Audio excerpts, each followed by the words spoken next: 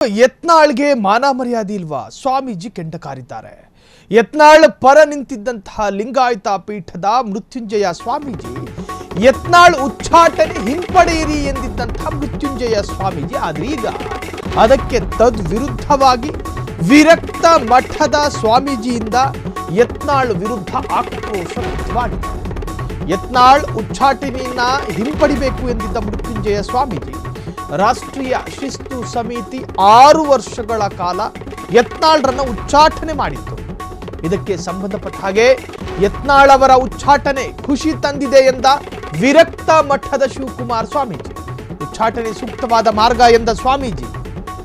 ಒಂದು ಕಡೆ ಒಂದು ಸ್ವಾಮೀಜಿ ಯತ್ನಾಳ್ ಪರ ಆದ್ರೆ ಇಲ್ಲಿ ಮತ್ತೊಂದು ಸ್ವಾಮೀಜಿ ಯತ್ನಾಳ್ ವಿರುದ್ಧವಾಗಿದ್ದಾರೆ. ಯತ್ನಾಳ್ ಒಬ್ಬ ಅತಿರೇಕದ ವ್ಯಕ್ತಿ, ಸರಿಯಾಗಿ ಆಗಿದೆ ಎಂದ ವಿರಕ್ತ ಮಠದ ಮಠಾಧಿಪತಿ ಲಿಂಗಾಯತನಾಗಿ ಬಸವಣ್ಣರ ಬಗ್ಗೆ ಹಗುರವಾಗಿ ಮಾತನಾಡಿದ್ರು. ಯತ್ನಾಳ್ಗೆ ಮಾನ ಮರ್ಯಾದೆ ಇಲ್ವಾ ಅಂತ ಸ್ವಾಮೀಜಿ ಆಕ್ರೋಶವನ್ನ ವ್ಯಕ್ತಪಡಿಸಿದ್ದಾರೆ. ಮೊನ್ನೆ ಲಿಂಗಾಯತ ಮಹಾಸ್ವಾಮೀಜಿ ಅವರು ಈ ಉಚ್ಚಾಟನೆಯ ಪ್ರಾಸೆಸ್ ನಡೆದಂತಹ ಸಂದರ್ಭದಲ್ಲಿ, ಅಧಿಕೃತ ಘೋಷಣೆಯಾದಂತಹ ಸಂದರ್ಭದಲ್ಲಿ ವಾಚಾಮಗೋಚರವಾಗಿ ಬಿಜೆಪಿಯನ್ನು ತರಾಟೆಗೆ ತೆಗೆದುಕೊಂಡ್ರು. ಬಿ.ವೈ. ವಿಜೇಂದ್ರರ ವಿರುದ್ಧ ಆಕ್ರೋಶವನ್ನು ವ್ಯಕ್ತಪಡಿಸಿದ್ರು, ಬಿ.ಎಸ್. ಯಡಿಯೂರಪ್ಪರ ವಿರುದ್ಧ ಆಕ್ರೋಶವನ್ನು ವ್ಯಕ್ತಪಡಿಸಿದ್ರು. ಇದು ಇಡೀ ಎಂಟೈರ್ ಸ್ಟೇಟ್ ಬಿಜೆಪಿ ಲೀಡರ್ಗಳ ಬಗ್ಗೆ ವಾಚಾಮಗೋಚರವಾಗಿ ಮಾತನಾಡಿದ್ರು.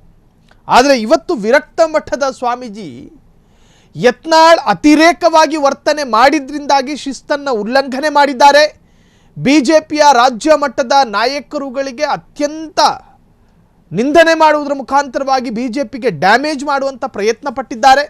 ಹಾಗಾಗಿ ಬಿಜೆಪಿ ತೆಗೆದುಕೊಂಡ ನಿರ್ಧಾರವನ್ನು ಸ್ವಾಗತ ಮಾಡಿದ್ದಾರೆ ವಿರಕ್ತ ಮಠದ ಶಿವಕುಮಾರ ಸ್ವಾಮೀಜಿ.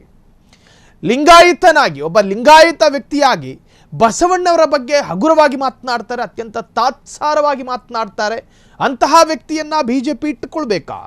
ಈ ಅರ್ಥದಲ್ಲಿಯೂ ಕೂಡ ಪ್ರಶ್ನೆ ಮಾಡಿರತಕ್ಕಂಥ ವಿರಕ್ತ ಮಠದ ಸ್ವಾಮೀಜಿ ಯತ್ನಾಳ್ಗೆ ಮಾನ ಮರ್ಯಾದೆ ಇಲ್ವಾ ಅಂಥೇಳಿ ಸ್ವಾಮೀಜಿ ತಮ್ಮ ಆಕ್ರೋಶವನ್ನು ವ್ಯಕ್ತಪಡಿಸಿದ್ದಾರೆ. ಇದು ಯತ್ನಾಳ್ಗೆ ಸಂಬಂಧಪಟ್ಟಂತ ಒಂದು ಕಡೆ ಮೃತ್ಯುಂಜಯ ಸ್ವಾಮೀಜಿ ಯತ್ನಾಳ್ರವರನ್ನು ಮತ್ತೆ ಬಿಜೆಪಿ ಹಿಂಪಡಿಬೇಕು ಅಂತ ಹೇಳ್ತಾ ಇದ್ರೆ, ಮತ್ತೊಂದು ಕಡೆ ವಿರಕ್ತ ಮಠದ ಸ್ವಾಮೀಜಿ ಮಾತ್ರ ಯತ್ನಾಳ್ ವಿರುದ್ಧ ಅಥವಾ ಯತ್ನಾಳ್ ಉಚ್ಚಾಟನೆಯನ್ನ ಸ್ವಾಗತಿಸಿದ್ದಾರೆ.